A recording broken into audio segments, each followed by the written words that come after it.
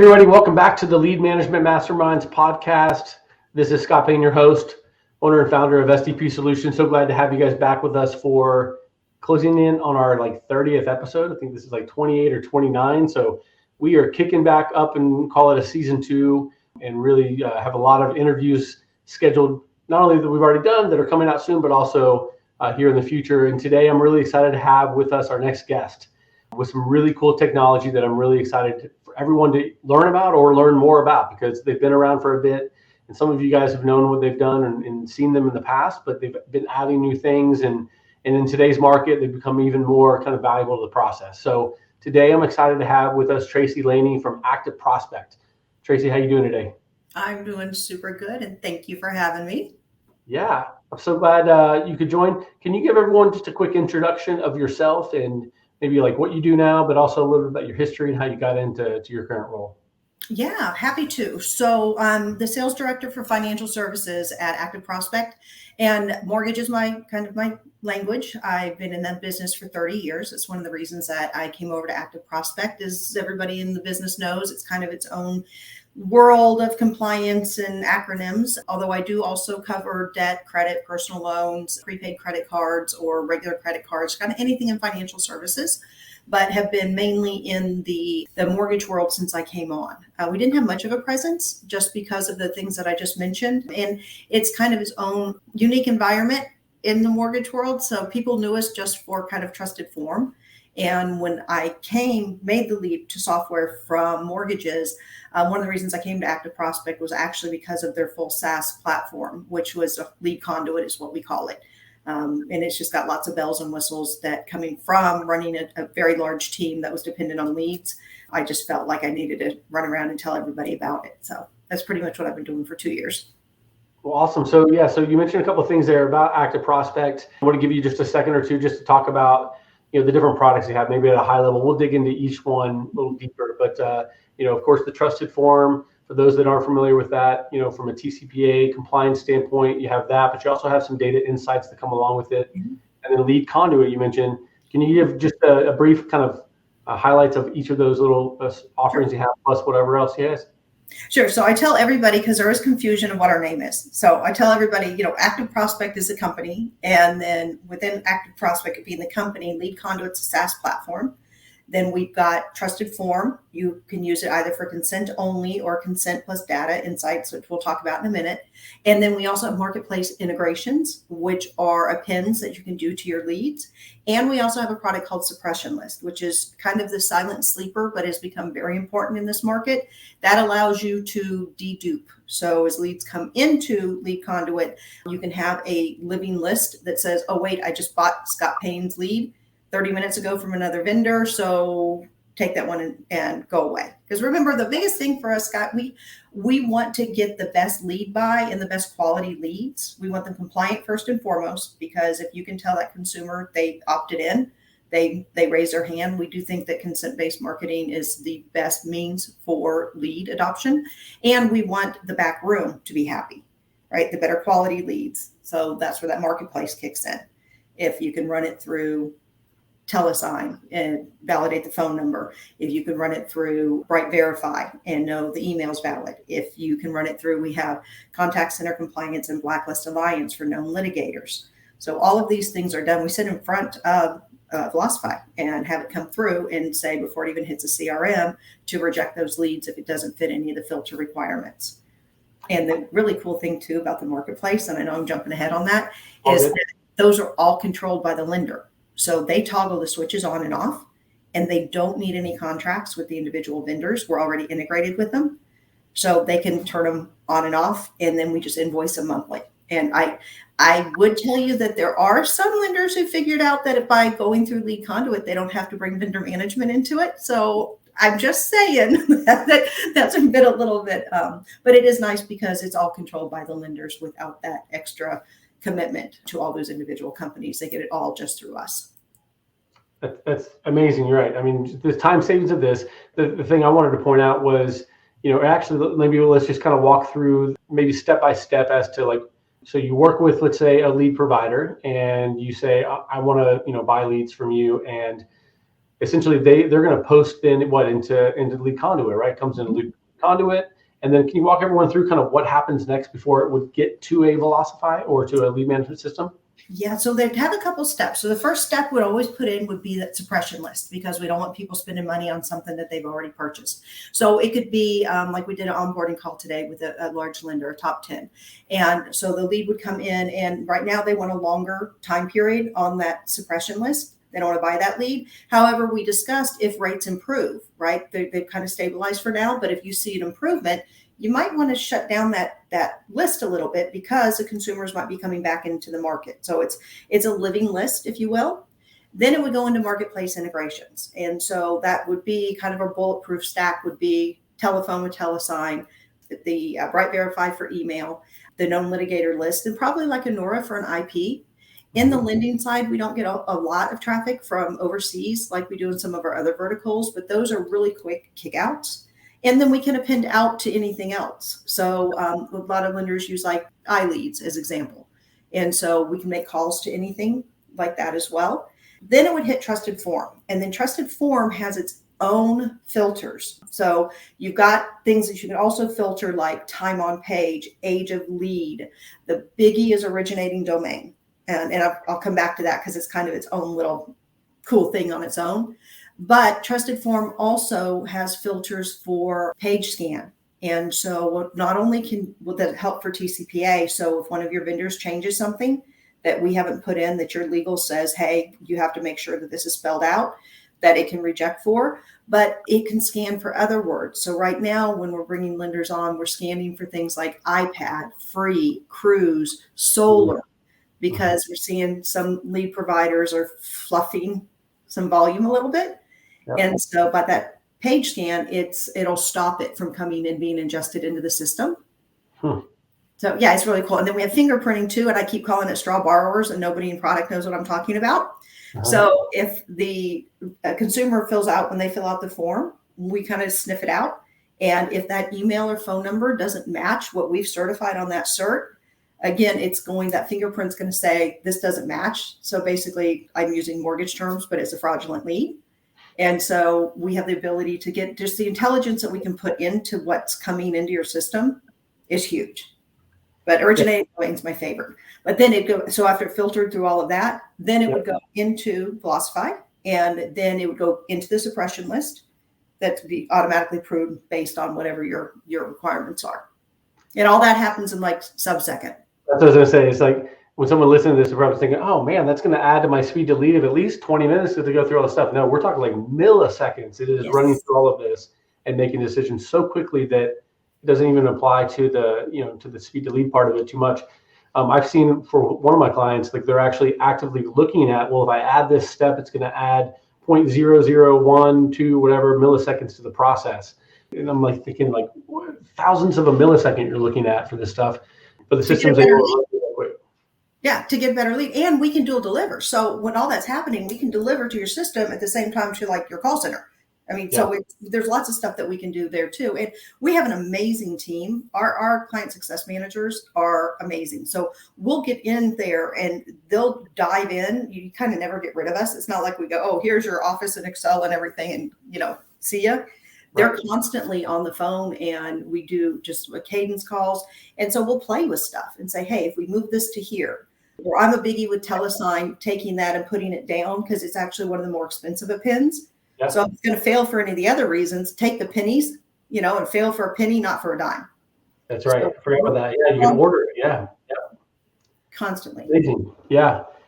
While we're talking about the marketplace, like I've always thought the known litigator list was a really cool kind of option, because obviously you get into that game, it's not that people aren't doing anything that's not compliant. It's just you don't maybe want to, spend the time on that type of thing. And as I was going through and listening to all your stuff, I'm like, you could say it's not even that you're saving money up front with the kind of rejecting of stuff and all the stuff, but you're also saving money potentially long term, a fraudulent lead, the known litigator stuff. As we talk about the marketplace, apps that are available, what are some of the most interesting ones you've come across, maybe that I haven't already mentioned? Well, we can go into like Experian for Zip Plus 4. I don't see that much in the lending side of that. CoreLogic we're integrated with. with the basics, because lenders are so much more advanced on what they get to once they get the lead ingested into their system because I always worked on a P&L, I'm really cost conscious about what I think that they need to spend for us on an in and out transaction. And that's the other thing. We scope really deep before we even go under contract to figure out, hey, what is your system already doing? Do we make it easier for you, or can you do it in your system? I mean, especially with what y'all do, there's so much that can be done that even though we could do it, if it's going to be a cost and it's not going to change that speed to lead. So we break down, we actually have a sales engineer that we go through and create an entire implementation plan before we even go to contract, just to make sure that, if you've got something, or it could be that, people come to us and they're like, look, we want to do, tie this integration in. And we'll say, all right, but is your pricing better? If you go and get it on your own, because we're basically just a pass through. So we really work with our clients to make sure that we're cost effective with those integrations. But that being said, a lot of lenders are using us for their middleware because, we're seeing the human resource concessions as well. And so they can use us to manage all of that. Much like you guys do. No one likes, spending time integrating with each individual, provider and then one-off stuff, test this, test that, right? You just get, talk about maybe the middleware for someone who's not familiar with what a middleware is. Right. In your eyes, what is the definition of a middleware, and how does it help a lender? Well, the middleware, I think in our case for it, we're going to work as a lead delivery system to do all your scrubs, do all of your appends, to real-time reject. And then let's go into the data part. The data is super important. So you can use TrustedForm. TrustedForm, I rarely talk about TrustedForm because it's like put your seatbelt on for consent, right? If you're making an outbound phone call or SMS and you don't have TrustedForm, it's just a matter of time. Right. I'm dealing with somebody right now who I talked to for 2 years. We've talked, and they've been like, yeah. We'll get there. Well, guess what? They have a claim now, and so we're having a whole different conversation. And that's never how you want to get a client to come on, because the reality is they're just bad actors out there looking for an opportunity for a lot of these claims, and it's sad. It just makes me angry. But the data that comes to then be able to say, hey, let's really look at this. So I'll use an example. Let's say you had a jumbo loan come in Southern California, and it's a jumbo loan amount, and it comes in and the data shows that it's a Mac product, it's updated, and it's Verizon, compared to a jumbo loan that is T-Mobile, that's Android, is not updated.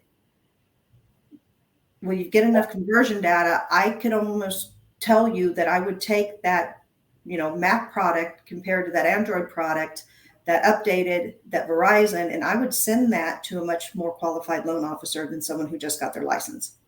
Yeah, you're right. So we can drill down.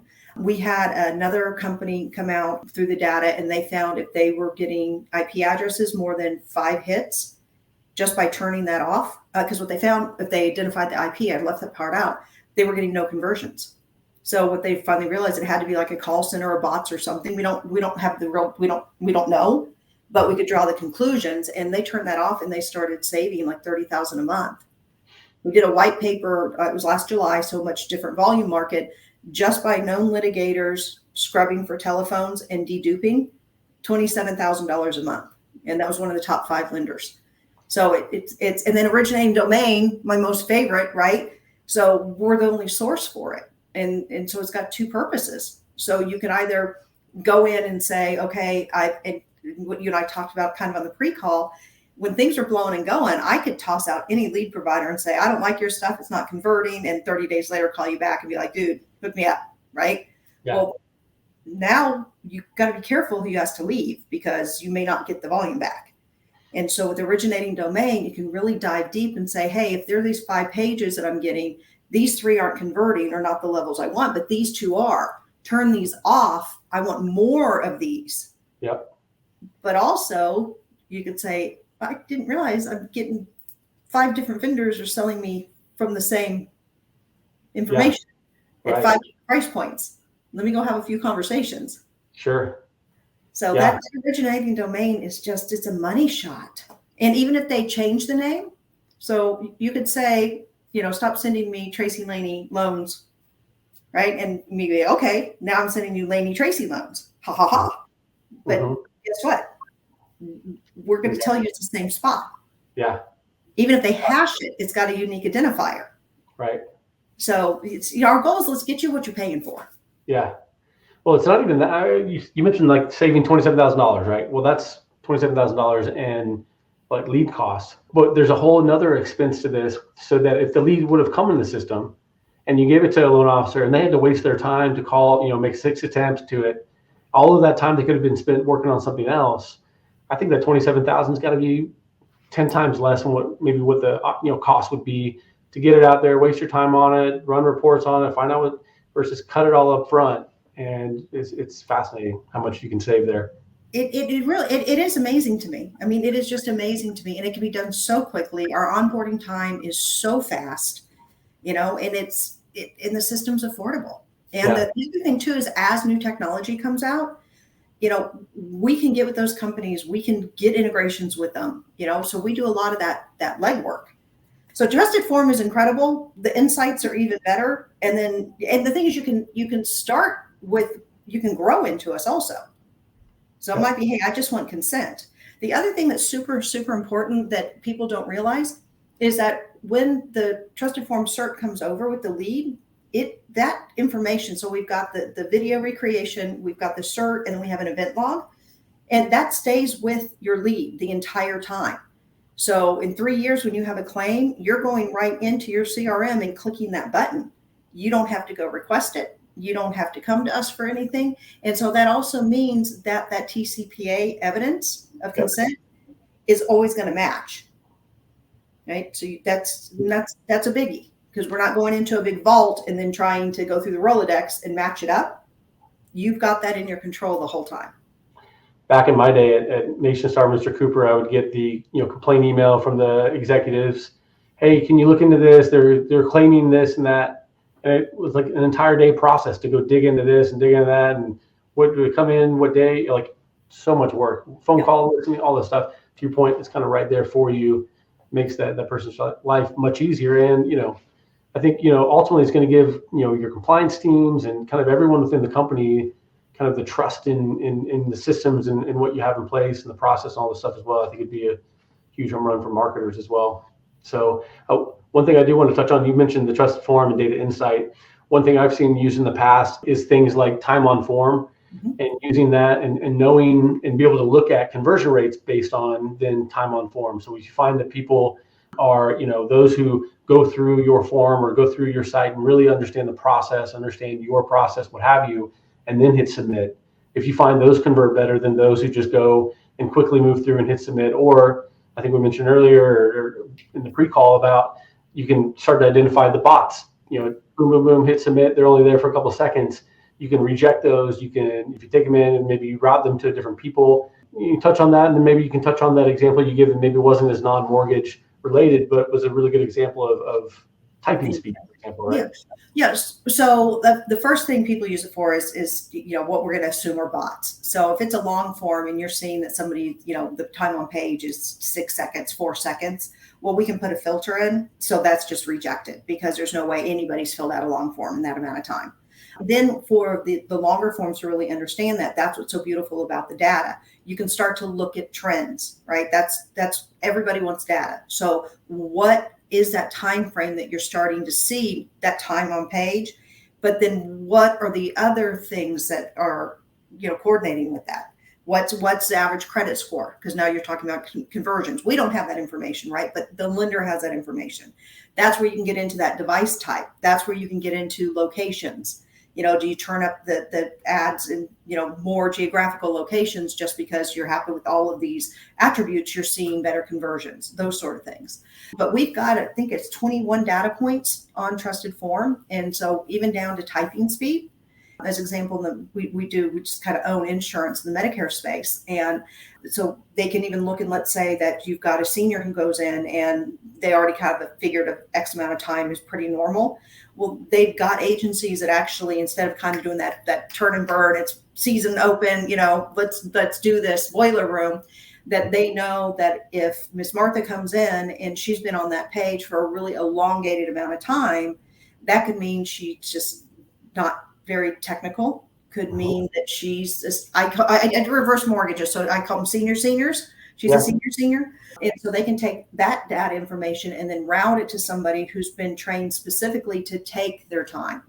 Because if they know going in that this person took way long and they have that patience level, Miss Martha does not want to go and get on another page somewhere, right? So the chances of converting that become much higher because they already know, hey, this lead's coming in, take your time, because there's already a challenge. Yeah. So yeah, it's the amount of data is just, it's amazing. But, we got to talk about that too. That data belongs to the lenders. Yeah, right. So you could load into a suppression list everybody who's in your servicing portfolio. Yeah. This was a big push for me during the whole refi boom, which I do think we're going to have a refi boom at the end of first quarter, but I think we're going to have a fun cash out season. But you think about this, you could load in your servicing portfolio as a lender. That lead comes in, it pings, and you go, whoa, I've got Scott's loan. And you could send that to a retention pod, whole different script, right? Whole different mentality of that loan because you want to keep that. So we have all of this information and customers have to trust us. Yep. And so we do not monetize off our data. Our data flips out of our system every 90 days. So all the reports that lenders pull from us, everything, it dies after 90 days. If a TrustedForm cert is not claimed after 90 days, we can't even claim a cert because we don't keep any of that. We don't collect PII. We strictly are there for for lead enhancement and for better quality leads. So I just think that's really important in this day and age that people know that we're not doing anything and we're not monetizing. And that's why we can bring on such, big accounts and enterprise customers because they're very protective of that data. And we don't You mentioned the suppression list. I remember one instance of this that will resonate with a lot of the lenders we work with today that have both consumer direct and retail. And what I've seen in the past is that they will, let's say they're buying a lead from a lead provider, it comes to the system, hits the suppression list, and they say, hey, this is a current customer who was originated by a retail loan officer. Yep. Typically, that's where conflicts start to come in with consumer direct and retail people now is you have, well, why are you working my lead? Well, we didn't know. We just got a lead we got from a provider. So using the suppression list and look up all of that technology, you can say, hey, this is a retail loan. Let's notify now the retail loan officer of this lead record and give them that, quote unquote lead. But in their eyes, it's just hey, this person's in the market. It's a former customer of mine. And using that data in real time, I've seen that just kind of, there's always this battle between the two and you start to kind of loosen up a little bit when we put things like that in place to help keep that relationship nice and strong. So anything else to add as far as the TrustedForm side of things? Anything that anybody should know? Other kind of value adds that people would get out of it? We've covered pretty much on the broad scale on that. I think most people just didn't realize we have a bunch of options. They have kind of a preconceived idea of who we are, and I don't know where it kind of came from. It's been fun to kind of dismantle that and let people know, hey, we can use it just for this, or we can build out and be as big as you want. I'm talking to lenders about all sorts of ideas now because they're looking into the future saying, what if we could build something, if we had a wish, again, it goes, we're pretty nimble in what we can do. We're doing some fun things in some other verticals that are really kind of pushing the limits where we're dealing with very, very, large enterprise companies. And they're saying, if we could only have this. So I'm excited about that in financial services that we're starting to brainstorm that way. And lenders are starting to kind of talk about what ifs. That our product team is very responsive. We've got a living product board, if you will. And if we get enough requests from clients and potential clients, we'll build it if it makes sense for them. And I think that's important in today's market, that they have an outsourced IT team that will do all their product build. So not so specific to TrustedForm. The data, there's so much of it. I don't know how much more. Some of it's so granular that you need a scientist on your team to get to the bottom of it. But the fingerprinting, the page scanning, the time on page, that originating domain is already saving lenders so much money. Yeah. Can you talk about the real-time rejects? The way I see it is that I've seen lenders try to do this on their own. They'll let the lead hit their CRM and they'll go back to the lead provider at a certain point in time later on and say, hey, these leads weren't all that, good, whatever. By that point, it's probably too late. Who knows? Data. Right, exactly. Yeah. And so can you talk a little bit about that process as it relates to, just in general, how does it work? Well, that's what's so super cool about getting on me with a demo. So when that lead is rejected and it's rejected in real time, not only does a lender see the instant reason, but so does the lead provider. And, when I first came on, I was like, ooh, I have a lot of lead provider friends. How are they going to feel about this? But the reality is they're getting that lead back basically sub-second. They can turn around and sell that again. Whereas if they true up, like what you just mentioned, which is how it was always done, now you've got age data. Well, especially in, the refi world we just got out of, and now we're in purchase, age data is tough. I mean, it's not like, do you still need a solar panel? I mean, do you have one on your roof and it's a week or two later? That's not quite as critical as, you have one of the top 5 call you 15,000 times already, because that's who your competition is. So it's done in sub-second. You get the reason back. We can run reports off of it. And it also catches some things. We've got volume caps. We've got a lot of reasons. So we always have our lenders put the states that they're licensed or not licensed, depending on how they want to filter. And we've had it come up where somebody simply accidentally flipped a switch. And all of a sudden, you've got all these leads coming over being rejected for Arizona, and it's being caught instantly. Wow. Yep. And that saves everybody time. Totally. You mentioned the volume cap part. So can you set a cap then in LeadConduit to say that I only want so many from this provider, and I don't need to then go look, oh, we got 12 today, we only asked for 10, go back and ask. All of the stuff's done in real time. Hour, minute, day, month, we've got, it's got bells and whistles. We have what we call super users, like they really get into it. I actually have one wonderful company, and I swear their goal is to break our system. We're like, stop touching the dials. But really, especially again with our back end support and staying on the calls, is we get to get the flow, what's really important to you, and get on those weekly or biweekly or monthly calls. We can just continue to build and add this or tweak this, and our rules, they can waterfall. We can do a lot of if then this. We can check for things like if, people say, well, telesign's, a dime. Well, but we can do little things like just check to make sure that there's 7 digits, or you don't want to deal with anybody with AOL because that just means it's an older email. We can block a lot of stuff. So we can do a lot of rules. All that, yeah. A lot of rules within LeadConduit with the data that's coming in. And that's when it gets really fun, when you have people go, oh, I didn't know it could do that. And we got into there, go, I know, right? Right. That's cool. That's fun. Well, it's been great having you on. Anything to wrap up as far as, I think I want people to know how to reach out to you, because if they're not using this, it's crazy to me that they're not, in this day and age, they're not using this type of stuff. So how can they reach out to you? What do you recommend? And then anything else to add maybe first? Yeah. Did I miss anything? I'd say LinkedIn, Tracy Laney is great. My email, I think you're going to pop up on the screen. That's great too. And so the other thing that I would say is also intros.